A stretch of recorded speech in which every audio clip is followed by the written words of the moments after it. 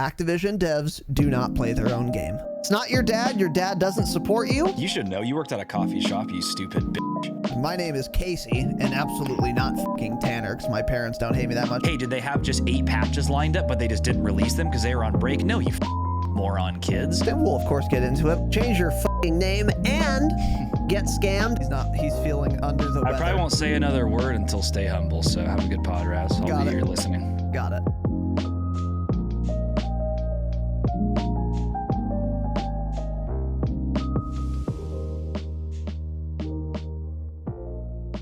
We are live. Welcome, boys and girls, to the Dropshot Call of Duty podcast, episode number 252.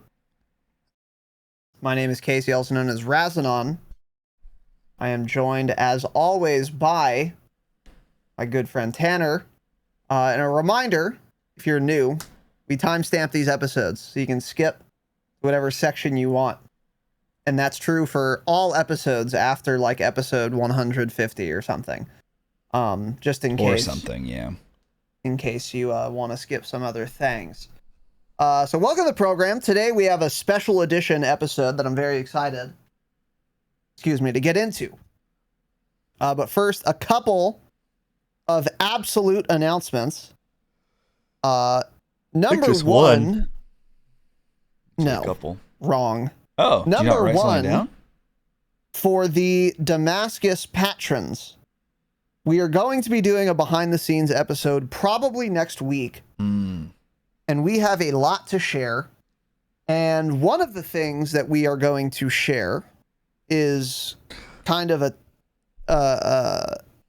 something we're thinking about doing with the Patreon specifically that we would like input on and feedback on. So when that behind the scenes episode goes up, give that one a listen, please, and let us know what you think of our ideas. I guess all of them, but particularly one, and that'll be obvious once you hear the episode. I am very, very, very excited to talk about it, to do it, hopefully, if the feedback is good. And I think it will be. And it's going to benefit all patrons. And I'm very excited about moving forward with that plan in some capacity. This next behind the scenes episode is going to be really interesting if you're into those. There's a lot going on right now behind the scenes. And I'm very excited to record it, in fact. And again, get some feedback on that. And then if the feedback is positive, which I expect it to probably be, we will announce that change soon, this month, and then implement it for September and beyond. It is very exciting in my view, and I really am looking forward to getting your guys' thoughts on that. But yeah, once again, you Damascus patrons, keep an eye on the Patreon. Any thoughts on that, Tanner? Just keep your ears open, man. Cool. If you're ready to listen, you're gonna need some feedback. What's your announcement? I don't have an announcement, man. Okay. If you're listening for the jingle, here it is. Really? We're doing that? You wrote it down. We're just doing that, huh? We had the Just Chatting stream last night we tried. It was fun. Thanks for... We did have a Just Chatting stream. Yeah, thanks for coming to hang out, guys. It was a smashing success, I would say. I would say so, yeah. Felt like the OG days of the pod where just getting real belligerent. Raz had like way too much to drink. He was like passed out at his desk. It was disgusting. I had to text his mother to go in there and wake him up. He was so drunk. So that was cool. We'll probably start doing these as a regular thing. Maybe just once a month, even twice a month, maybe too much, but probably like once a month or something going forward. I can see us doing these Friday night or something, Saturday night even. It'd honestly probably be better to do on a Saturday night, like after a pod. Then we can get even more belligerent. That could be good, yeah. Because like last night, exactly, and then knowing 100%. we had to be, yeah. So luckily we had done most of the notes for today before that, but yeah. Or the next Q&A pod we do, we'll probably do it at night. So then maybe after we can kind of hang out for a little bit, kind of do that same thing, but just after the regular Q&A, because the Q&As are a lot more fun drinking because you guys ask horrible questions, so we have to be drunk to get through them. It is difficult. We have to be under the influence. It is difficult to not be. Maybe that's how we have to do the patron Q&A episodes going forward. I brought that up like 2 months ago. I was like, one random night when I was like vibing, I was hanging out. I was like, dude, let's just record the Q&A like at night. And you're like, no, not doing that. I was like, let's do it right now. Come on, we're not fucking doing anything. Let's have some drinks. And you're like, no, I'm not doing that. By the way. You of course you don't. You don't ever remember. He also wasn't invited on vacation, by the way. Yeah, smile. And so Raz is just like, no, we're not doing that. I'm like, all right, cool. So then So then we do it during the day, and it's just miserable because you guys ask terrible questions. I can barely even get through them. Yeah, so we'll probably do that for the next patron Q&A. I don't recall that. I actually don't recall that conversation ever happening. Yeah. It probably didn't, and this is probably another fabrication of Tanner's many fabrications. I would look it up on Instagram if Instagram had a search feature on the messages, but I don't think they do. That's cool, man. I wish it did so that you could not find it because it didn't happen. Got it. Yeah, we'll probably do that. But anyway, yeah, the Just Chatting stream was really fun. And what is that? If you're not on Twitch, which is a dog shit website that you shouldn't ever go to, honestly, the dropshot.com/live is where you should watch us, not on Twitch. Dog shit trash website, but unfortunately we stream here. You might be wondering what the fuck is a Just Chatting stream. It's exactly that. We go live, we simply chat about whatever. There's no notes, there's no plan. We just hit the button, we're live, we just talk about whatever comes into our stupid little heads. Yeah, it was a lot of fun. Had a couple drinks, which I think is an integral part of that Just Chatting formula, I would say. And hung out. And we're not gonna ever like record these, we're not gonna upload them. So if you want to watch them, you can go to the VODs, twitch.tv/Razinon in this case. Go to past broadcasts. You can watch it that way if you want. But that's only going to be up for 30 days and then it gets auto deleted. We're not going to upload these or anything. That's not the point. The point is to be live and talk to chat a lot, which was cool. There was a lot more chat interaction as I had said there would be, and that was fun. Yeah. And I think you guys enjoyed it too. There were quite a few people in here, which was somewhat surprising to me. Yeah. We hit like 40 live viewers at one point, which is not typical. But part of that is because, you know, it was Friday night. People weren't at work anymore. So, yeah, exactly. Yeah, it was a good time. We talked about a lot. We talked about alcohol. We talked about parents, prison, homeless people. Alex Jones, of course, got murderers. Alexander H. Jones, of course. Yeah, it was a good time. Homelessness. I had fun. That was my favorite topic. Homelessness. What was? Homelessness. Oh yeah, people. You had a very creative solution to the homeless issue. Yeah, the homeless incident. Of course.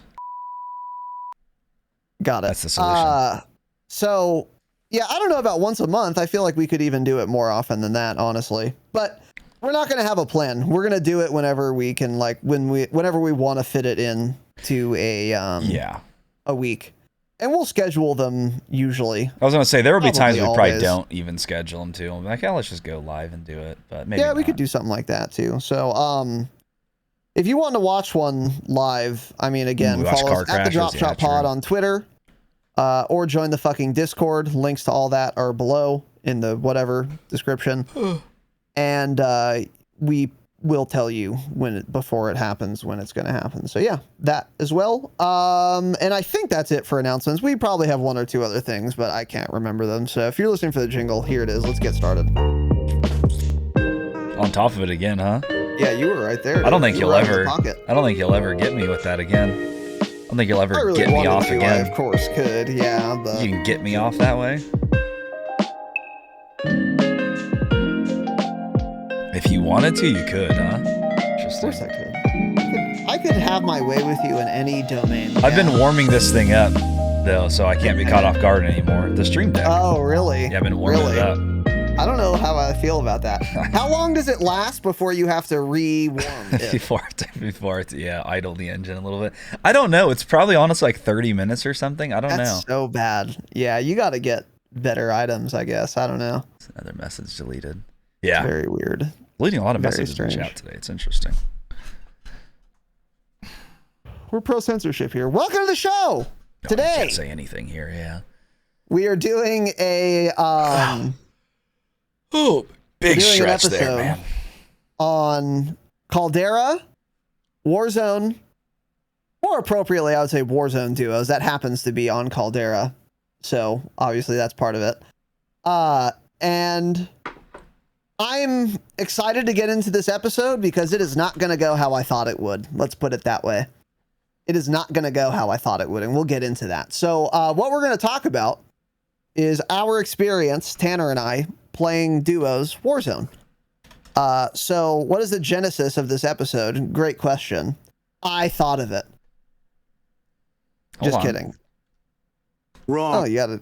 You are Okay, fake so news. it wasn't warmed up. No, Another I had to go to another fabrication scene. from No, Tanner. I had to go to another scene because before I was on the OBS scene to switch our camera, so I had to go to my soundboard scene. Tanner telling tall tales. Okay. We need to we need to do more soundboard stuff again. We don't do that as often We gotta as we used update to. the soundboards. That is true. We should also update them. Yeah.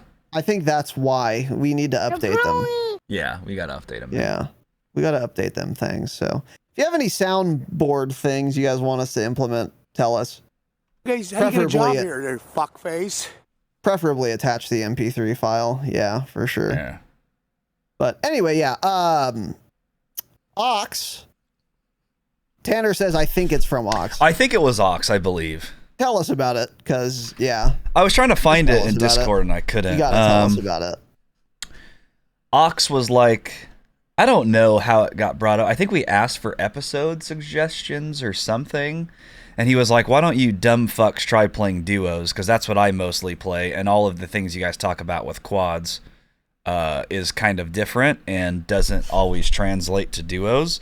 And I play mostly duos. So you guys are dumb. I don't know why I listen to the pod. You guys should talk about duos. So I was like, that's not a bad idea. We don't have anyone to play with anymore anyways. So I was like, let's just let's do this. And it sounds fun. So The episode, sounded fun. So so this is a suggestion. I think it was from Ox. He was like, you guys should play duos and then do a stream on that, or an episode on that rather, because it would be interesting. And duos is meaningfully different than quads, which is of course true. Yeah, it is. Tanner and I, our relationship with Warzone duos is almost completely bad, with very few exceptions. So we are on record saying we hate duos. We don't want to play duos. Get friends. Be less, unlovable. And it is your fault your parents broke up. And it's terrible because duos is very ratty. People play very slow. People don't move that much. People third party you a lot.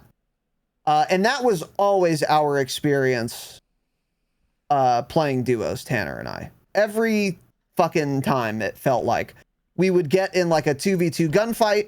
We would win or lose, but usually we'd win and it would be fine and fun. And then all of a sudden we would start getting reamed from two guys who haven't moved the entire game, shooting us from a rooftop or a window, and that we didn't know were there, and die, or just getting third partied like every time. So we were like, fuck duos. I hate duos. And we got the episode suggestion and I was like, man, I really don't want to play duos ever again. Oh, he was pissed about it. I was like, we're doing it. I don't care what you mad. say. Yeah. And then I was like, you know what? Fine. Because it is content. And it would be like interesting regardless of how our duo session went. But much to my surprise, to my utter shock, actually. I mean, utter shock. It was a lot of fun. And I'm beginning to wonder if our experience playing duos this week was much better than it's ever been, ever, by orders of magnitude. I'm wondering if that is because it is Caldera and not Verdansk anymore. And I'm starting to think maybe that is the case.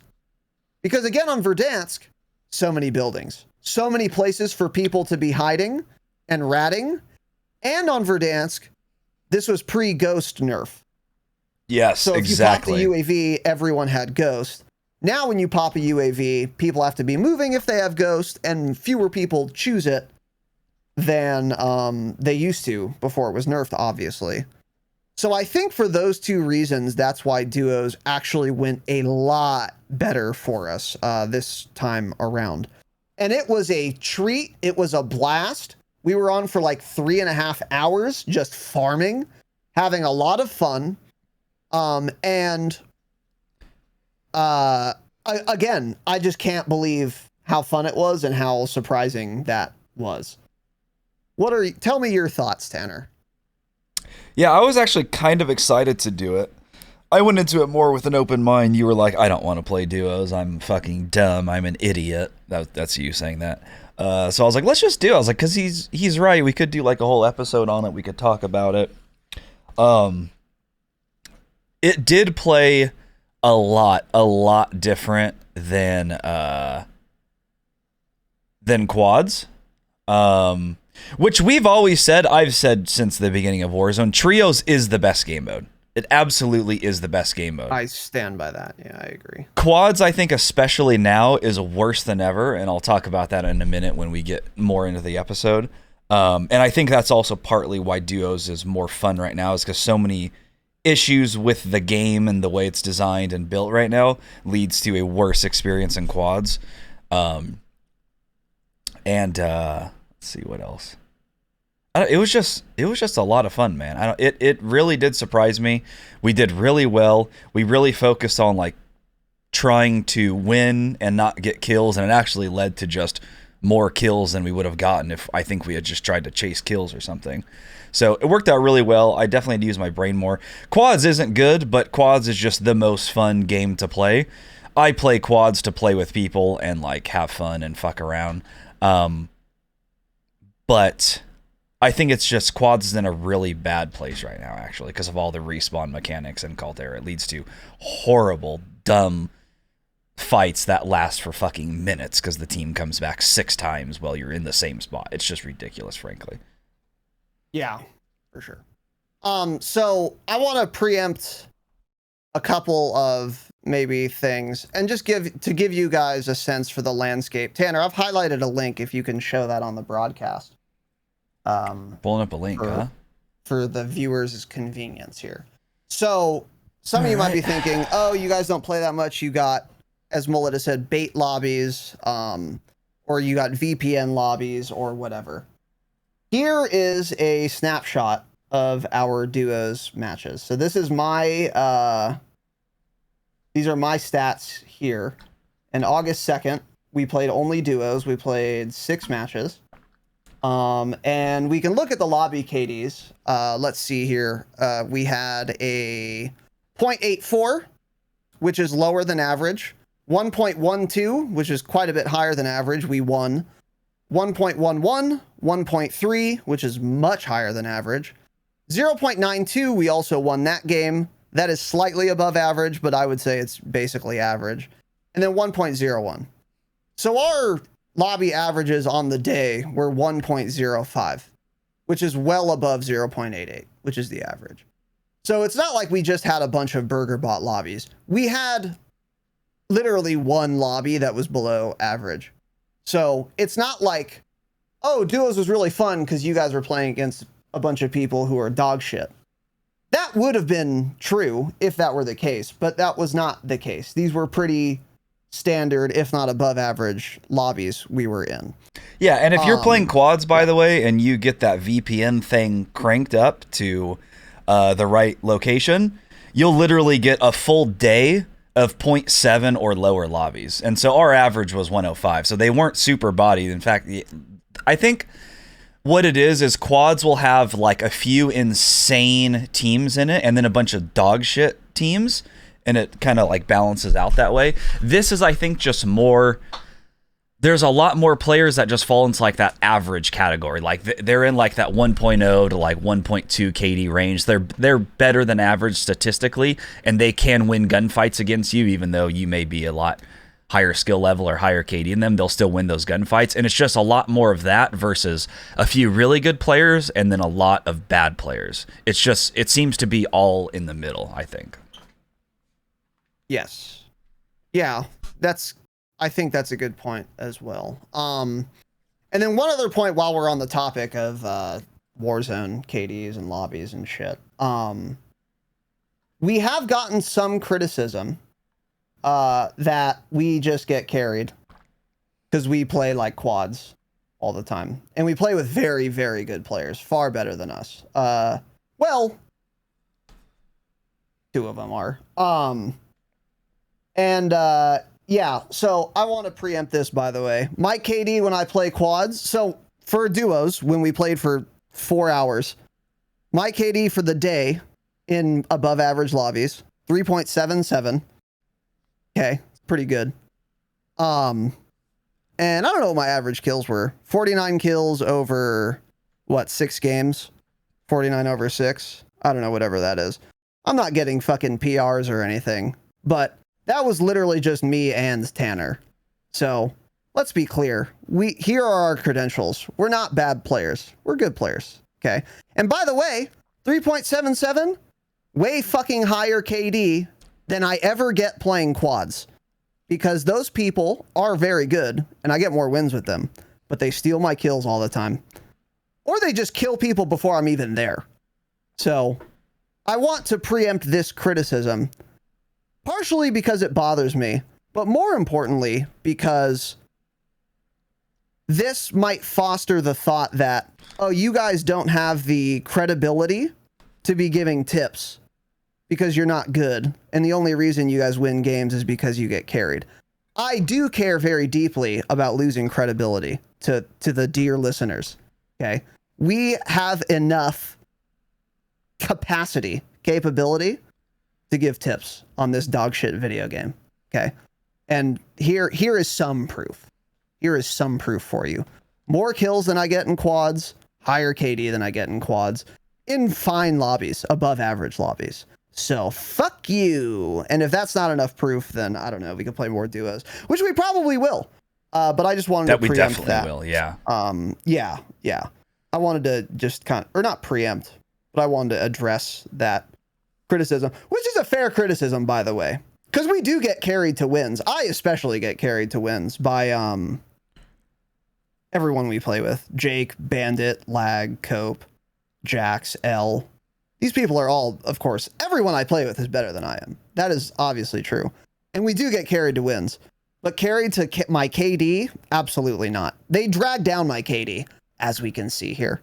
So, suck on my cock and balls. And we'll play more duos. Yeah, my KD's been the same since Warzone came out. It's always been around 2.5, no matter who I play with. So I don't think that really matters a whole lot for me either. But yeah, I mean, I got more kills yesterday than I ever do in quads, actually. My Caldera KD went up 0.02 just playing in those few games. And I think most of that was because we just played smarter. In quads, you can get away with being a dumb shit and just pushing people and dying. Like, oh, fuck, okay, you guys have $80,000. Just buy me back real quick. Oh, wait, it doesn't matter. I have an extraction token. Came back, land on my loot. Oh, I died. Oh, it doesn't matter. I still have a gulag token. Go to the gulag, lose the gulag, come back. Oh, buy me back. Get bought back, land on your stuff, die again, get bought back again, find a sell. It's just never ending. You can make, I think, a lot more dumb decisions the more teammates you have. Well, I don't think. I know, because you can. That's of course true. That is a true statement. So, especially your teammates are good. And so that's how I end up playing quads. Is like, well, nothing matters. I'm just going to rush and try to get kills because it doesn't matter. Someone will buy me back, and that's what happens. Yeah. So I think you make just dumb decisions. Whereas in quads, we couldn't do that because I knew, oh, if I push this and get in dumb positioning to try to get a couple kills that may not even matter that much, then Raz is going to be stuck alone. He has $1,000. I already lost my gulag or whatever, and it's harder to come back. Yeah, for sure. And another thing that playing duos versus quads, especially with the people with whom we play quads usually, was different. It was just the pace was way, way different pace. Again, when we play quads, a lot of the times, I literally can't keep up. Actually. The These guys are just always pushing, always sending. Well, they're younger. And Their brain works faster than ours. They're just already going places where I'm still trying to like grab my loadout. So then by the time I get there, Jake already wiped the team. I'm like, all right, well, that was fun. Glad I came over here. Let me grab a few plates. Yeah, that was cool, man. Smile. Yeah. So the pacing was a lot different as well. And I think the pacing was different partially because we didn't have really aggressive players on our team. But I also think the pacing was different because it was duos and not quads. You know, I think both of those things play a role in that. So now to get into what we were running, what loadouts we were using. I think I was sniping every single game. Did you? I'm pretty sure I was. I might have not been sniping the first game. I don't remember. But if I was not, I was definitely sniping the last 5 games, if not all 6 of them. And it performed better than I thought it would, and it was super fun. Now, we said a lot about sniping, especially since the nerfs. And one thing we said was sniping is just not worth doing if you're trying to like do your best. And if you want to snipe, you have to dramatically change your play style to do it. I stand by both of those things after having had a very good sniping session. I had 2 or 3 deaths that were explicitly and exclusively because I was sniping. Some kid 40 meters from me, we see each other about the same time. I scope in on him. He hits me with 1 bullet, and that's all that needs to happen. I'm dead. Yeah. Because the flinch is just fucking insane. And I am still, because I haven't been sniping that much, still in the habit of, pre-change flinch. I can like deal with this. You can't. It's still completely untenable to snipe someone when you're being shot. So I died 2 or 3 times, like just because I had a sniper in my hands, actually, where I otherwise would have at least had a very good chance at winning that gunfight if I had like an AR. So I had to get in the habit of just not trying to shoot someone with my sniper that was shooting at me. And then the other thing, again, is that we've said, which I stand by, is that the smaller the team sizes, the more viable sniping becomes. Which again, I absolutely stand by and is absolutely true. If you're in a team fight in solos, there's one other potential guy that can be causing you to flinch. Yeah. If you're in a team fight with one other team in quads, there are 4. So the opportunity to be flinched is way higher in quads or trios than it is in solos or duos. And I think that is part of the reason that sniping worked well, is because we were playing duos. So there were like only 2 other people. So if we like down one, for example, or if they're shooting Tanner, or if Tanner cracks one guy's plating, well, now there's only one other guy. He's looking for Tanner, and I peek around. Oopsie daisies, down. Oopsie, see ya. Oopsie, see ya, yeah. So I had a lot of fun sniping. I was doing very, very well, but that was all contingent on not being shot. And as soon as you start getting shot, you're going to have to either just SMG them or like totally giga reposition. Yeah, and reposition far. Exactly. And I think that toward the end of the session, I had realized that. I was like, okay, I'm behind this rock. He's behind that rock, or they're behind that rock. I'm going to like peek right side, see if I can get a pick. And I would peek right side. He starts shooting me. And I'd say, okay, I'm done. And I'm not ever re-peeking this angle again. I need to like go down and like wrap to a literally different rock. And then get another peek so that I have maybe 3 seconds before they see me where I can aim at their head without incurring flinch. You really have to play that way with a sniper now, with how bad the flinch is, which has probably always been a smart thing to do while you're sniping, even before the flinch changes. But it's a thing you didn't have to do on Verdansk, for example. I could peek a rock, try and get a pick. The guy starts shooting me. I go behind the rock. I replate. I could re-peek the same angle, yeah, knowing that he might get a couple shots, and I could still pretty reliably like get a down there, get a pick there. That's not possible anymore. So you do have to alter your playstyle in that way as well. But everything we've said about snipers, I stand behind. And again, and here's another thing I've said about snipers. I would have done 100% better, and we would have won more games actually if I had just been using an AR the whole time. I also still stand by that statement. Yeah, I think there were a couple of kills that I got. There were quite a few kills I got that I wouldn't have been able to get probably with an AR that I was able to get because I was sniping. The airfield incident. Oh my God, the airfield clinic, you mean? The airfield demonstration. God, yeah. Man. Yeah. Go to the Discord, go to Dropshot Clips. Lag Show posted a clip. I got so many fucking down. I got like 5 kills in like 30 seconds. It was just nonstop fucking headers, dude. But yeah, with that said, we still would have done better if I was not sniping and if I was instead using an AR. And I think there were 1 or 2 games we would have won that we didn't win because I was sniping. It's that simple. That game when we were better. I'm not good enough at sniping to overcome the ease of use and versatility ARs provide that snipers just don't. I would have to be a way better sniper than I am at using ARs for sniping to net me a higher KD or win percentage overall. And I'm not there. So the game, I still stand by that. We won when we were on the west side of mines when you died and I killed the last 2 solos. Yep. Were you sniping that game?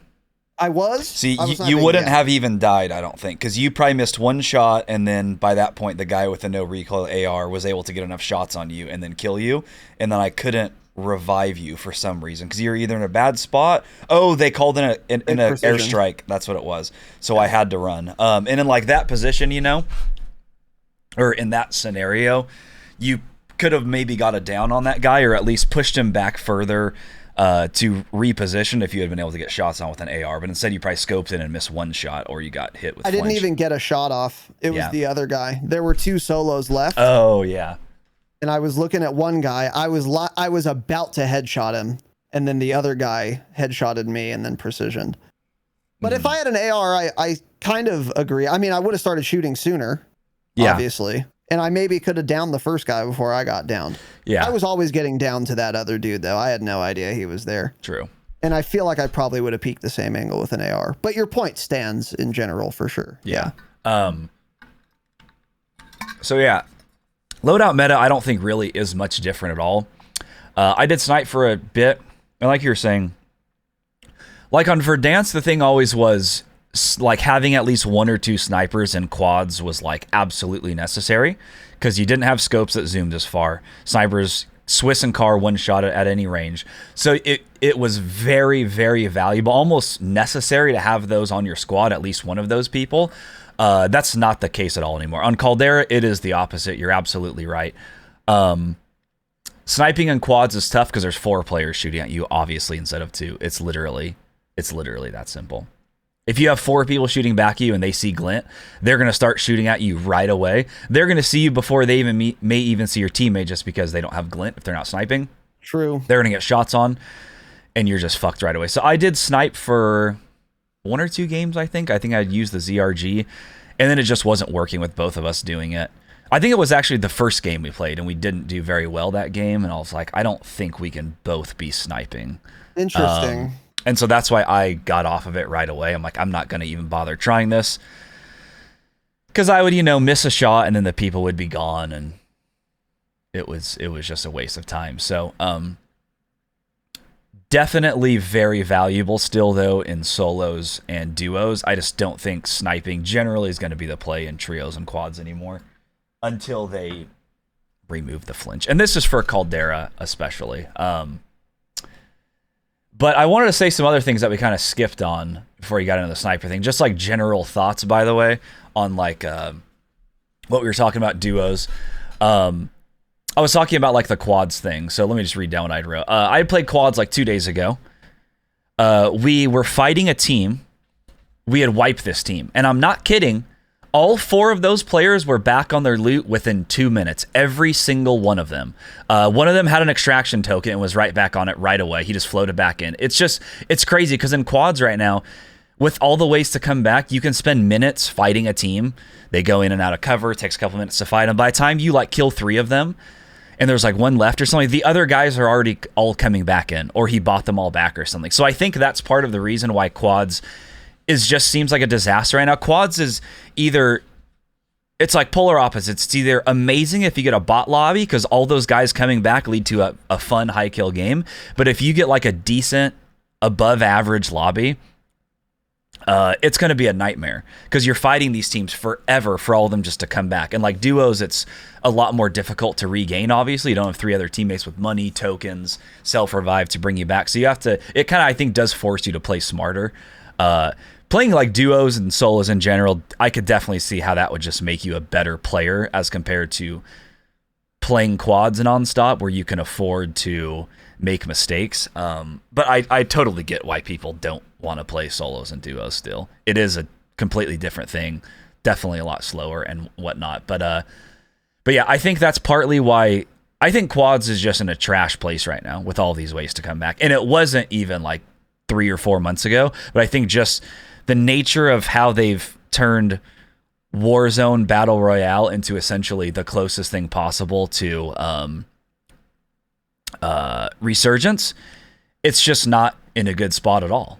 And I think that's why duos was also a lot more fun for us, because duos was always like the slow, boring one, and quads was just always fun because you pretty much had to buy your teammate back. Not everyone had self-res, but now just with so many ways, it doesn't play the same that it used to. And I think that's why I'm just not liking quads as much.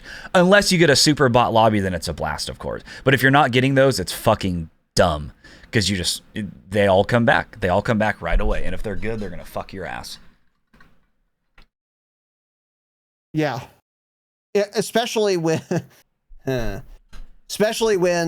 if they are getting crazy and they want to come back from gulag. Let's say they had an automaton in the gulag and you're like weak and they come back from gulag and they know where you are and they want to parachute behind you and kill you. You won't know they're there until you're dead. Smile. Which can happen more and more often with all these goddamn self-reses, all this money, exactly all what these happened, high-value loot actually. zones. Yeah, I'm not surprised by that because there's no audio. Yeah, when someone's floating in behind you. And they can 1,000,000 times a game, as you pointed out correctly. Yeah. Me, Pop, Lag, and Cope. That's who was playing. That's what happened. We killed the team. They were like the other sweaty team in the lobby. All of a sudden, I'm getting shot in my back. I'm like, what the fuck? No parachute audio. No audio. The guy was there. He's like 20 feet behind me. He landed on top of the hill. No audio. That enemy overhead. Nothing, of course. He landed right behind me, shot me in the back. He had full loadout guns. I looked at the guy's name. I was like, dude. It was like Cope had just killed. I was like, Cope, it's the guy you literally just fucking killed. And he's already back in with guns. I'm like less than a minute later. I'm like, how is he behind me and has better positioning than me? And how come he got rewarded for dying to us and then getting better positioning because he came back? And then that's the issue with quads, I think, right now, yeah. is because you can do things like that. And that I don't think that's going to happen as often in duos because you're going to get wiped easier because there's only 2 of you. Right. It's just crazy. Yeah. True. Yeah, absolutely true. It's officially summertime, and everybody talks about looking good for the warmer months, but few have the balls to do it. Well, it's time to nut up or shut up and take the easiest step to looking sexy this summer by using MANSCAPED. MANSCAPED's Ultra Smooth package makes sure you have the proper care for down there, and their Boxers 2.0 give you the perfect stage to show off the new look. These products make you look hot, but your clearly shaved nethers will keep you cool. And the Boxers 2.0 patented jewel pouch technology will keep your boys from turning any beach day into a swamp day. Dive headfirst into summer by joining the 5 million men worldwide who trust Manscaped. Get 20% off and free shipping by going to manscaped.com/dropshot. The Ultra Smooth package is specialized 3-step groin shaving kit to help you buff, protect, and smooth your most sensitive areas. I'm talking Crop Shaver Razor, Crop Exfoliator, and Crop Gel. This kit is perfect polish to make your family jewels shine. Step 1 is the crop exfoliator. Infused with ingredients that can soothe, clear, and keep the skin on and around your groin feeling refreshed. The exfoliator can help reduce the risk of ingrown hairs in your delicate little places. Step 2, the crop gel. See where you're shaving with our unique clear shaving gel just for the groin. It's called your delicate area for a reason, and this is one place you do not want to go into blind. Step 3, it's time to shave. The crop shaver was designed for shaving the groin area with confidence. This razor has 3 precision blades that include extra wide lubricating strips and a pivoting head for the ultimate groin grooming experience. All 3 of these vegan, cruelty-free, and sulfate-free products are included, so you know your manhood is in good hands and without compromise. Once you have your hog in prize-worthy condition, grab yourself a pair of the MANSCAPED Boxers 2.0. They are ultra-soft, moisture-wicking, cooling, anti-chafing masterpieces fit for a king and made for your royal scepter. Get 20% off free shipping with the code DROPSHOT at manscaped.com. That's 20% off free shipping with the code DROPSHOT at manscaped.com. There are so few perfect summer days. Don't let hot, sweaty balls ruin them. Stay fresh, clean, and smelling good with Manscaped. But that being said, then back to like the loadout stuff that we were kind of saying with the snipers. So I ended up, I was running Serpentine. I don't think I got shot by someone using Combat Scout once. What were you running? Were you just running Cold-Blooded? You remember? I literally don't remember getting hit with Combat Scout once. Yeah, so I just had Serpentine on by default. Yeah. And I think we were both using Ghost for second loadout. I for sure was. A couple of the games we didn't even get second loadout, but I got Ghost. And the more I think about it, I think it was working because contrary to like what would be the obvious, like getting third partied a lot, that did not happen to us. We like didn't get third partied and like die from that. I don't think ever, from what I remember. I can't remember. We would end up getting pushed like I remember we were at that trash buy station between like Airfield and it's like northeast of Airfield or straight north of the drop spot neighborhood. There's that one trash buy station where it's in that like square parking lot. We kill a couple guys there, and then we popped a UAV, and there were 2 guys very close to us pushing us, but we popped that UAV. We knew we were there. They were there, and then we were able to win that gunfight and kill them too. But so yeah, we were running Ghost, or I was running Ghost second loadout, and then Combat Scout for yellow perk. I stuck with the KGM40. Like I said, I started with the sniper. I was like, I feel like one of us needs to have a 6x AR. It doesn't make sense with that being the meta for one of us to not have that. So I switched. It was a lot better option, I think, for me. There was one time we were on the east side of mines, down from between Peak and Mines, up on like that railing, and I was mounted on a piece of wood there, cracking dudes that were, I put a pin on it and marked it. They were 370 meters away, and I was cracking them, and they were moving side to side. And I just know if I had a sniper, I'd just be missing all those shots. So of course, we're not gonna get a kill there. You could get a kill if you get a really lucky shot with a sniper, but just most people aren't going to hit that, including me. So for me, it's like I was at least doing damage with an AR, and I'm glad I had it in like that scenario at that distance, because I did way more damage than I would have done with a sniper at that range. And if they had been sitting there in a bush, then it's an easy kill. But it's like they weren't. They were moving up and down the rocks, jumping around. So it's like I wouldn't have even hit them. I'm not. And here's an example of it. We would probably do better if I was also using an AR, because if you were cracking them, then if we were both shooting them, that guy, he probably dies. He's probably just dead on that hill. But since I was sniping, yeah, it's like I'm either going to down him in a shot or just miss it. And at 370 meters, I'm probably just going to miss it, as you said. That is for sure true. Yeah, the meta seemed completely the same as it is in quads. People were using 3.6 ARs with SMGs, and it was pretty obvious. Yeah, the not getting third-party thing was very surprising. We weren't using Ghost every game, and even when we obviously didn't have it the whole time. The amount of time we had Ghost versus not having Ghost was like 30% maybe, so we really didn't have Ghost that often, and we still did not get third-partied once that I can recollect. So I don't think Ghost was the only contributing factor to us not getting third-partied. I think a lot of it, again, is this map. I think it's just harder to get third-party. Well, sort of. It's sort of harder to get third-partied on Caldera. It's easier than, as compared to Verdansk. It's easier in the sense that people can balloon onto you, and you won't even hear them. And it's also easier in the sense that they could fast travel to you if you're in one of those particular locations. But it's harder in the sense that if I'm like on a hill and I'm shooting a team on another hill, if I'm about to get third-partied, I'm going to like see them coming at me. Like there's nowhere they could really be hiding to get a third party, you know? Yeah. Whereas in Verdansk, if you're fighting a team at train station, there could actually be 10 other duos, teams at train station you haven't seen yet. So then they're always ready to just little rats scurry out of the woodwork and third party you. But there is no train station. There's nothing even similar on Caldera. So I think that's the biggest reason we didn't get third partied, is just because of the map. You're not going to get third partied unless they balloon onto you. And that just doesn't happen as often in duos, I think, because when you're playing as two people, that's double the amount of looting cash. If you're playing quads, that's quadruple. So you're going to have way more money for like UAVs and shit. Yeah. Because exactly. a loadout's 10K in quads and it's 10K in solos.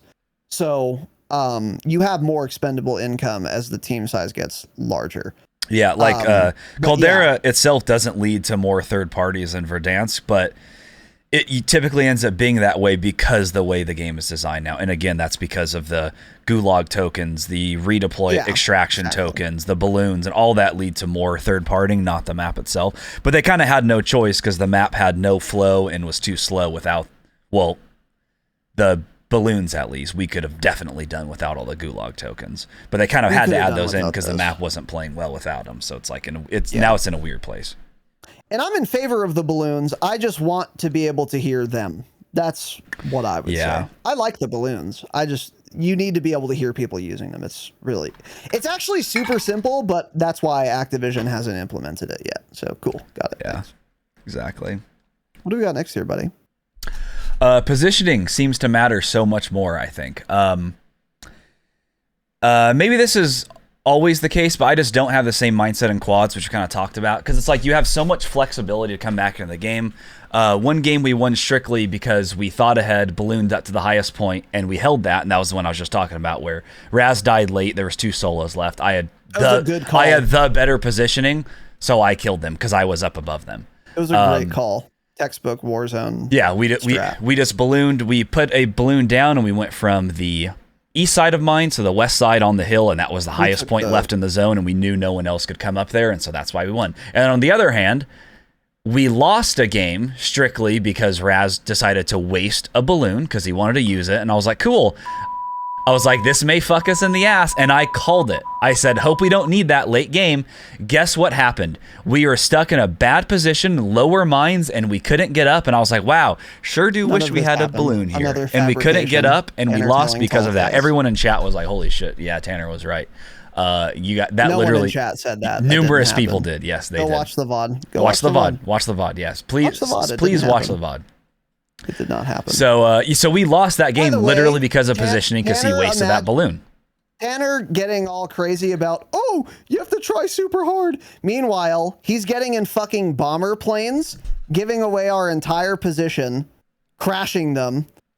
He actually died this way, by the way, and we ended up losing that game because he couldn't get his loadout guns back, right? So we're at airfield. This is after the supposed balloon incident, which he was wrong about. He gets in a bomber. He's like, oh, let me see if I can try and take off. I say, no, you can't. You're on keyboard and mouse. It's not possible. He's like, oh, I'm going to try. And I say, okay, cool, man. You want to throw the game? Fine. He gets in the bomber. He, of course, flies it for 5 seconds, has to bail, or it crashes into a building. I hit an invisible wall. I took off fine, and I was chilling, and I was flying, and then all of a sudden I'm in the air, and I just blow up.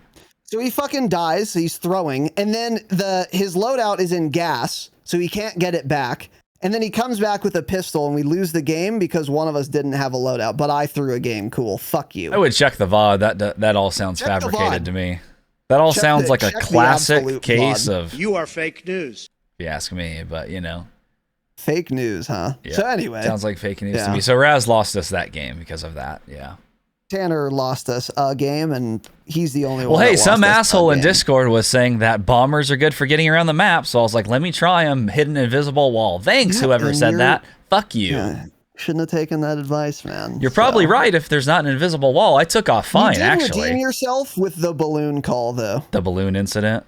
The balloon, no, that mines game we ended up winning. Yeah. Because that was like the optimum spot.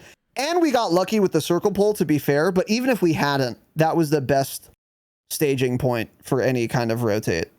Yeah. That like actually won us the game. That was well done. So Yeah, cool. I'll allow you to make a mistake. Really, yeah. Got So. it, man. Let's move on. And I'll edit out only the parts that make me look bad. So Okay, yeah, I figured you would. and that too, so that no one knows You're that anything big was on edited. censorship, man. Call me Gigi Ping or whatever his fucking name is. Yeah. You must be Tiananmen Square. a super follower of Hassan, huh? Demonetized, by the way. I'm not No. a super follower of Hassan. No. All right, come on. What do we got next, buddy? I don't know. This is yours. Got it. And I'll edit that out too. Yeah. Yeah, Next point yeah. here is unmanned aerial vehicles. So UAVs. This is an interesting point that I'm glad I connected the dots on this. So if it's not obvious by now, Tanner and I were like looking for kills. We were playing fairly aggressively. We were not just getting into zone and then like sitting in a bush trying only to win. We were absolutely trying to win, but we were trying to get kills and have fun too. So we were playing, I would say, a hybrid strat between the two polar extremes of Warzone, which is playing to win versus playing for kills. We were somewhere in the middle. And UAVs are a kill streak that most of you are probably familiar with. And they are very often used like by streamers on streams, by people just hunting PRs and personal records, trying to get kills, and constantly pushing people, because if you pop a UAV, obviously you chase the red dots. Simple. Yeah. We were buying a fair amount of UAVs as well, and it did help us do that, push red dots and get kills. That it helped us do that often. But also, it was a huge contributing factor defensively into us just not dying. There were numerous times where we got a UAV, we popped it, and we were like, oh, fuck, there's someone right here. I specifically remember we were, I believe, southwest of mines and at a buy station, and we popped a UAV, and there were two people up the mountain more, like northwest of us, that were in a very good position to fuck our ass, that we did not know were there. And then we popped the UAV, and then we did know they were there. We pushed them and we killed them. And we wouldn't have known they were there without the UAV, so we would have almost certainly died to those people. Because we were just going to keep going through mines. Maybe not almost certainly, but it would have been a bad position to be in. And my point is this. UAVs are obviously good if you're playing aggressively because you can go chase people. But I think a mistake that defensively oriented players can make, or players who are just trying to win the game, is not realizing how good UAVs are, even if you don't intend on chasing kills, for that exact reason. So many times, again, we would pop a UAV and learn of a team relatively close by that had a good position that we just didn't know were there. So I would say beyond a loadout, obviously, and maybe a self-res in duos. I'm actually not sure on this point. It doesn't matter because you're going to loot 8 self-reses anyway, so you don't have to pick UAV or self-res. You have a self-res, smile. UAVs should be a very, very high priority on your list of things to buy, whether or not you're chasing kills. And I think having seen average players play the game a lot, they don't really ever think to buy a UAV because they're like, oh, I don't want to chase kills. I just want to not die. And if that's you, you should be buying UAVs anyway, because then you'll know where other people are that you are vulnerable to that you don't know are there. That was kind of a light bulb for me after this session, was like how useful those UAVs were, not just for chasing kills. I think people don't like connect the dots on that, especially, you know, the average player or the guy who just wants to win the game. You guys should all be buying more UAVs, kind of irrespective of your playstyle.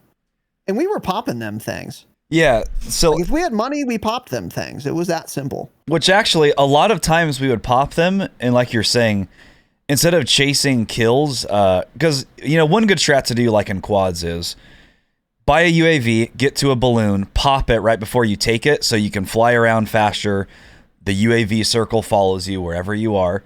So you can move quicker, and if there's no red dots, you're like, I'm going to keep going this way towards, you know, this POI, and then red dots start showing up.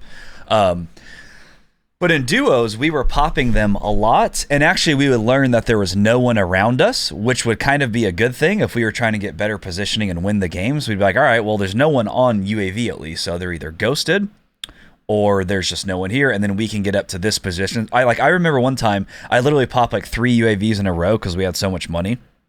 I like popped one, ran around a little while, popped another one, bought another one, held it. And like there was no one on there the entire time. And I was thinking like, well, cool, that was a waste. But didn't really matter because that was the game we ended up winning at mines because we had the better positioning on them. So it's like we at least learned no one was around us. And it kind of gave us that like flexibility to get into better positioning ahead of time instead of just chasing kills, you know? So yeah, they can definitely work both ways. It'll tell you if no one's around you, if you can get to better positioning, or if you want to just chase kills, then obviously they're great for that too. I think that game where we did balloon through mines and ended up winning, we had a UAV up. I'm actually almost certain of it because there were people even farther east of that position, and that was what I was they were coming up scared of above us. They were like on that level, and that's why we left. Yeah, you're right. And then we saw there was no one over there, and that's why we're like, okay, no one's in like the highest point in the circle, so let's get there first, and we held it, and it was an easy win. Yeah, exactly. So yeah, I really start buying more UAVs if you're a defensively oriented player. And this is more, and also a more general point. Spend your fucking money. Just a random tip. I see players make this mistake a lot. Saving money. Like, you should probably save some early, mid-game. But if you have like 15,000 on you and you have loadout, there's no reason you shouldn't be buying a UAV, popping it, buying another one, and then moving. And you might be thinking, oh, I want to save it in case my teammate dies to buy him back. He'll find a token. But even if he doesn't, you'll loot more. And if you buy a UAV, then instead of having to save money on buying your teammate back, your teammate won't die because you'll know where that guy was, and then you won't have to buy your teammate back. True. Save some money sometimes. But you know, don't be afraid to spend it. And popping a UAV is never a waste. Ever. It's never a bad thing. Sometimes you'll pop it and no one will be around you. But now you know. Yeah. That there's probably it'll kind of feel like a waste at the time around you. It feels bad. It's like, oh, it's just wasted 6,000. But you are getting information from that. So yeah, exactly. Yeah. And then as I was already kind of saying, like, duos is just way less forgiving than quads. Like, if you have the high ground in quads, 2 people can easily jump off, go chase kills. Another 2 people can hold that high ground wherever you're at. And you guys can still win and do fine. Because as we've said, if those 2 people that push die, they'll just be bought back by the teammates with better positioning than them that were holding that hill or whatever. Right. And you can't do that in duos. You really have to think about what you're doing.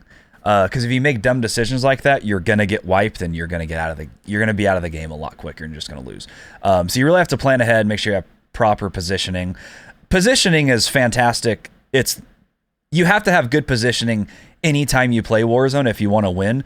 But quads, I think you can make more mistakes than you can in duos in that aspect. Because every game we did well or won was strictly because of our positioning. And every game we did bad was because we had bad positioning. That's what it all came down to. That absolutely true. Our last game, we got 3rd place. And what happened? Well, I was in a little shack. Tanner died somehow. I think he got pushed. I don't remember. Yeah, I'm trying to think. You had died. You had gone to Gulag, I believe, and then were coming back in.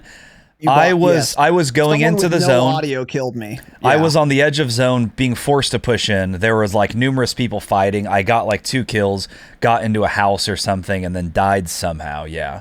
I don't remember what exactly happened, but there's just a bunch of teams fighting in that area, and I was down in like the lower ground. It was near Lagoon, I think, is where we were fighting. I never remember the name of the POIs in that area, because don't go there. It was Lagoon. But anyway, eventually Tanner and I make it to a shack. Tanner's dead.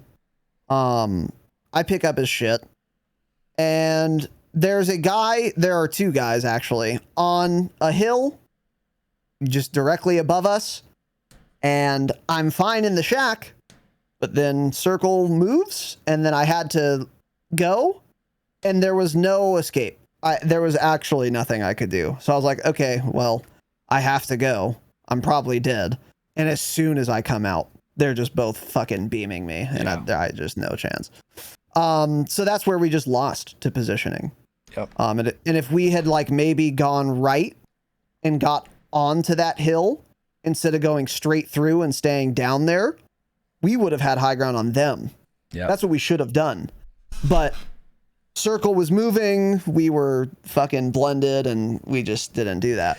And and they were probably statistically a lot worse players than us, but they easily won that because they had better positioning. That goes to show you. I can even check. And as Raz talks about all the time, we could, in quads or something, we'll have the highest KD lobby or the highest KD team by a lot, and we still won't win every game. And some team with an average of 0.9 KD, when our team average is like 2.5 or something, they'll beat us because they'll be put into a position where they have better positioning, and they'll just shoot down on us, and we get stuck somewhere. Something like that happens, and so they can win. And that shows you how good positioning is. Even if you're not the best player, you can win a lot of games that way by sticking to the high ground on Caldera, especially because that's so important to have. The team that got second, so we got 3rd place in that game. The team that got 2nd place, they don't share their stats, which is very cool. So I don't know what their average KDs are. But player 1 on the 2nd place team had 1 kill that game. Player 2 on that team also had 1 kill that game. So it's a total of 2 kills to get 2nd place. Yeah. But it gets better. I want you to guess how many deaths they had. Oh my God. I don't want to know. I don't even want to know, man. Just take one guess and then 6. I'll tell you. 7. In duos, dude. 2 kills, 7 deaths. Battle Royale, by the way. In a Battle Royale to and get second place, bro. You die 7 times in duos and you get 2nd place with 2 kills. Cool. Sick game. And the 1st place team, by the way, did have a lower team average KD than us. 198 versus 206. Oh, that's still really good. Okay, they were a lot better They're than I thought good. they would have. They were good. Okay, yeah. But I don't know. It could have been them that killed me or the 2nd place team. I have no idea. Exactly. I don't remember. I don't know. But yeah, that'll for sure happen. So, very cool. Very cool, sick game. But yeah, positioning obviously very important, and it is absolutely way less forgiving than quads. For so many reasons. What? I was going to say something. In one sense, though, the one sense in which it can be more forgiving than quads is that if you're playing quads and like the rest of your team dies in a team fight, and then you get pushed by the other team, you're just always dead there. Yeah. Like you're not winning a 1v4.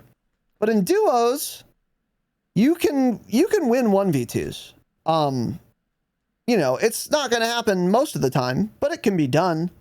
And that happened, in fact, one time that I remember to me. Tanner didn't die, but we were split and we could not meet each other because there was someone on the hill. We were by Beachhead. And then there was some guy, some guy taking pot shots at you and me. So we had to take cover from the hill and we were separated. So we couldn't get to each other. So we were both like isolated. And then the two little buds pushed me and I just had to make it happen. If that was quads and that was a team of 4, I'm never getting out of there alive. Yeah. But since it was duos, I was able to like fuck one kid up, finesse around, fuck the other kid up, get the 1v2. So in that sense, it can be more forgiving. You can split more safely than quads. But also people tend to hold hands a lot more on duos. So that's another thing. You do have to stick with your teammates, I think, a little bit more because it's like, because you're not winning 1v2s most of the time. It's not. Well, it's like if you're in like a building and you go up against like a bad team of 4, you can kind of, if they're like really bad players, you can go in and out of that building through the windows and actually outplay them and wipe the whole squad. But like if you're just running in the open in duos and there's some random team literally in a bush, because that's what a lot of people will do, you're going to get caught off guard and you're not going to win that gunfight because you're out in the open. You're going to have no cover and there's no outplay potential anywhere there. So you're like just going to die in that situation, even though theoretically it should be easier to kill them. There's only 2 of them. That's not always the case. Exactly. So, you know, one thing we didn't really... What did we do for, like, contracts? We didn't really have, like, a set strategy, did we? We would usually kind of land and, like, pick up a contract, but we didn't really... That's a good question. We didn't have, like, a set plan for that, huh? Did we? No, not really. There was... There's one new excellent strategy right now that we figured out. This happened twice to us. The little fucking armored trucks that drive around on the map, there will be 1 or 2 of them on the map somewhere in a static position. So the new strategy for people is to get into bombers, chase those, bomb them, and then get out and take all the loot. So here's what happened to us. We were at Beachhead. Someone started bombing it. He got it 1 shot. I started shooting with my AR. I'm not kidding. 5 bullets and the thing was blown up. The guy comes back to do another pass. Seeing it's blown up, I guess, starts jumping out of the bomber. See ya. I shoot him out of the air before he hits the ground. We got $30,000 and 3 streaks from that, and satchels and all that, of course, because he did all the work for us. I was like, cool, thanks, man. So that's the strat, maybe. Hang around those, too. People will try bombing them right now with bombers in the game, and you can get easy cash, because they're going to have to jump out of the bomber, and then you're just going to kill them as they float to the ground. It's pretty easy to do. Right. So that was my strat, was just camping those and waiting for someone to destroy it for me. Thanks, man. Yeah. Yep. That is funny. It's a smart strat, actually. Get in a bomber, go easily kill that, and then have a fuck ton of money. And no one's going to kill you while you're in the bomber. And in fact, if that guy just stayed in the goddamn cockpit, he would have been totally fine. But oops, he fucked around and got out thinking he could kill us. That was a mistake, wasn't it? Yeah. Thanks for the cash. And then he got his fucking pockets ran, and then we continued on. Yes. But yeah, that is a good strat. In terms of strategy when you're playing duos, how is it different than like quads? I don't think it's all that much different, to be honest with you. And this is another thing that kind of surprised me. Besides playing more slowly, which we didn't do because it's duos, we just did it because we weren't trying to constantly keep up with 22-year-olds. Besides that, we actually didn't really change our strategy very much, which was kind of surprising to me. I figured that we would have to play duos a lot more differently than quads, But that didn't really seem to be the case. Our strategy was very similar, if not the same, as it is when we play quads, which is, drop somewhere, get money for a loadout, buy it, and then run into zone. And then if we get bored, we get a bounty. Or if we're alone and there are easy contracts, we'll pick those up. But these are all things we do in quads as well. We just kind of do our thing. And if we're getting bored and we want some action and there is no like recon bias that's super easy to do, knowing no one's around, then we'll be like, okay, let's go over here, take a little journey, go get a bounty. That'll give us some intel on at least where one team is. Find them, fight them, have fun, whatever. Then we'll have money for UAV, et cetera, et cetera. But our strategy, I would say, was pretty similar to quads. It didn't feel the same as quads. It didn't play the same as quads. But in terms of our game plan, it was very similar to how I would say we play quads. Do you agree with that? Not for me, but like I was saying, so we may not get the most kills in quads, like you're saying. We may get led to wins. I don't ever think in quads. That's my thing. Because Jake or someone else tells me what to do. For me. Yeah, exactly. Yeah, so I think maybe that's the difference in duos, is I feel like I had to think about things for once. And maybe that's why I don't end up doing as well in duos or in quads, because I don't always focus, because I'm just like, I'll just go over here. And I'm just not thinking about anything, really. I don't know. You'll get bought back anyway. So exactly. Yeah. So I mean, realistically, a lot of the strategy is the same, but it's just I don't think of that strategy personally in quads. I just follow people around and then start shooting. But it was nice, actually, like, kind of thinking of my own strategy and what to do. It was a nice little change of pace, because it does actually get you more focused. And I think that's something I kind of take for granted in quads, is I just run around and do things and follow shoot at people. Follow the 22-year-olds. Yeah, follow the 22-year-old on 1080p. Yeah. So, peasant. Absolute broke peasant bitch boy. Oh, for sure. Fuck Jake. A lot of broke peasants Fuck in Jake there. down. Doesn't know custom spawns, by the way. Fucking idiot, Jake. True. Yeah, so in terms of strategy, I would say it was the same. And again, loadouts, the same. In my opinion, which is, again, fairly surprising to me, it felt way different than playing quads, but the game plan and the loadouts were entirely exactly the same, which I'm kind of surprised by.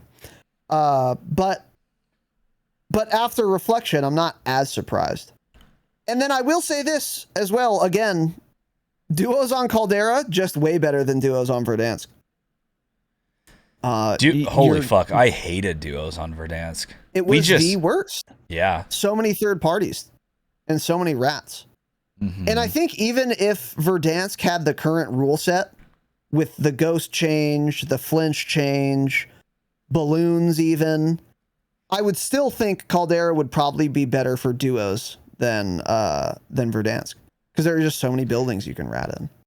Yeah, I think so. And I think that was the biggest contributing factor to why we had so much fun playing duos, is we just did not get third partied, like, ever. Which is just, again, shocking. Yeah. But it makes sense when you like actually try and kind of think about it. And it made it fucking a lot of fun. And the gunfights were, in some sense, the gunfights are more skill dependent. Because a lot of time in quads, if it's like 4 people shooting at you, I don't really care how bad they are. You're not gonna live. I mean, you're dead. There's 4 people shooting you. So the skill gap like just isn't an issue there. And obviously you could say, well, the skill gap is in the fact that they have such a position where they can all be shooting you at the same time. That's a totally fair point. But still, you can't outplay a much greater number of enemies. Unless the skill gap is, I mean, you know, galactic. Yeah. It's just not happening. But in duos, it's like, if we see another pair and they have like better position or they surprise us or something, if we can gap them, we can win. And I feel like in quads that's less common. But maybe it's not. Maybe that's not true. Maybe in quads, if all 4 of us are alive and we get surprised, if the skill gap is the same, the outcome is the same. Maybe that's true. But there are times in quads where you're alone or you're with one other teammate and then you get ambushed by 4 shitters. You're never surviving that. But in duos, if you're alone, 1 teammate's dead, and you get ambushed by 2 shitters, the outplay potential is way better. Yeah, that's true. In that case, you know. Yeah, it's a lot easier. There were a number of times we were in not great situations, and we just gapped people. And I feel like that happened less in quads. Because it just 4 guns is just so hard to outplay, you know? Yeah. I don't know. I have to think about that more. Especially like a close range gunfight or something. 4 guys, even if they're not that good, you're usually not gonna win. You're always dead. Yeah, you're always dead for sure. Yeah. So it's a lot of fun. What is this next point, Tanner? I like this point. No, it's not fun. Duos and Resurgence still. That's definitely not fun. I feel like people actually play Duos Resurgence rattier than fucking BR. Is that possible? Am I bugging? I don't know, but Duos Resurgence is just, I mean, it's not fun.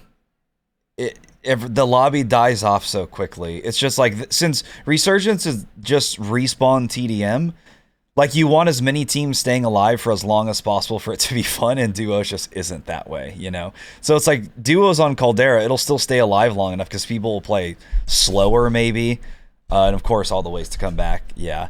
But in like Resurgence, it's just, you and your teammate die 10 seconds into the game, see ya. You know, it's just you're dead. So like Duos Resurgence actually shouldn't exist. I really think that it should not exist. It's I feel not like good. Yeah, like the new solos mode that they made recently, Resurgence solos is a lot better than Duos even. It's just not a good game mode. That mode is just not designed for 2 people. It would need, I think, way more players or something. I don't even know what it would need. It needs to not exist, though, for sure. But that's not a good game mode. So anything we've talked about today, absolutely not for Resurgence at all. That plays fucking horribly. Yeah, we are so definitely bad. Not talking about Resurgence. Yeah. Yeah, but so it did. Yeah. Playing Duos did very pleasantly surprise me and actually make me want to play a lot more Duos than anything. It's also, Duos is better for a few other random things too. Like you hear people more often. We always complain about audio. A lot of people are like, the audio's fine. A lot of those could be people playing solos and they hear a lot more. There's 4 people talking, 4 people close to you shooting guns. You can't hear fucking anything. So true. Duos, you still can't hear people landing on you with a balloon, but you can hear footsteps a little more often than you otherwise could with 4 teammates talking, of course. So that's like a nice little plus about the mode too. That's a great point. Is like you'll be able to hear things that you would, you'll hear more shit. Because there are times when there is in fact audio in Warzone and you just don't hear it because your teammates are fucking, oh, I'm so fucking good, while you're like I cheated, man. You guys gotta check the clip. I cheated, man. Yeah. You simply must. Cool. I require you to check the clip. Yeah, for sure. But yeah, I'm utterly shocked at 2 things. How well we did, how much fun I had, and the way larger number of similarities with quads than I expected there to be. So expect more Duos gameplay, expect more Duos streams. That was a lot more fun in Warzone I've had in a long time, actually. And also, because sniping is way more fun to me than using an AR, I think that's a big reason it was a lot of fun too. Yeah. Is because, again, the smaller the team size, the more viable sniping is. And I sniped the whole time, and it was definitely workable. And we did well. So expect more Duo streams going forward. And that was a lot of fun. And if you wanted to watch us play the video game, you could, again, go to twitch.tv/Razinon, go to past broadcasts. There is a VOD of us playing Warzone that should be like 3+ hours long. You can watch that. That's the duo session we're referring to in this episode. And again, you could follow us on Twitter at the Dropshot Pod. We post our schedule there. So when we do gameplay streams, we again schedule them in advance. You can check us out at thedropshot.com/live when those are happening. Or you can join the Discord. We also post when we're doing gameplay streams in there. In the Discord, you can also find teammates. You can find friends. You can find info on the program, ways to donate, which is important, the most important thing you can find. Yeah, for sure. And you can find even more at thedropshot.com. That is our home. That is our website. We have a merch store. We have some items left. You should buy them. We got mugs. We got fucking... We don't have mugs. Glasses. We don't have glasses. We have sweatshirts. We do have some sweatshirts and shirts. That's it, yeah. And stickers, t-shirts, of course. And stickers. You add a sticker to every single purchase you make. So if you're going to make if you're going to buy a hoodie, you're obviously adding a sticker to your cart. It's like $1. Of course, you're doing that. And we have, a Twitter. We have a TikTok, which I don't care if you guys follow that much. You should and interact with it to get us in the algo. But the TikTok is to get new listeners, obviously. We have... What else do we have, Tanner? We have a podcast. We have a podcast. We have a YouTube, yeah. So if you want to watch the podcast, every single episode, including our bonus episodes, there are video versions of these as well. They are identical, but there's also video. You can see our dumb fucking faces. And we have a Patreon. Patreon.com/thedropshot. It is the absolute best way to support the broadcast. If you want more episodes of this dog shit program, Patreon.com/thedropshot is the place to go. We offer 7 bonus episodes per month. We do a monthly hangout, and we offer even more incentives. So if you wanted to support the show, or if you wanted more content, once again, Patreon.com/thedropshot. The best way to support the program. Ladies and gentlemen, that is it. We'll be back next week. Keep an eye on the Twitter or the Discord for our schedule for next week. Thank you all for watching and listening. Have an excellent evening, of course. And as always, remember, stay humble. Stay humble.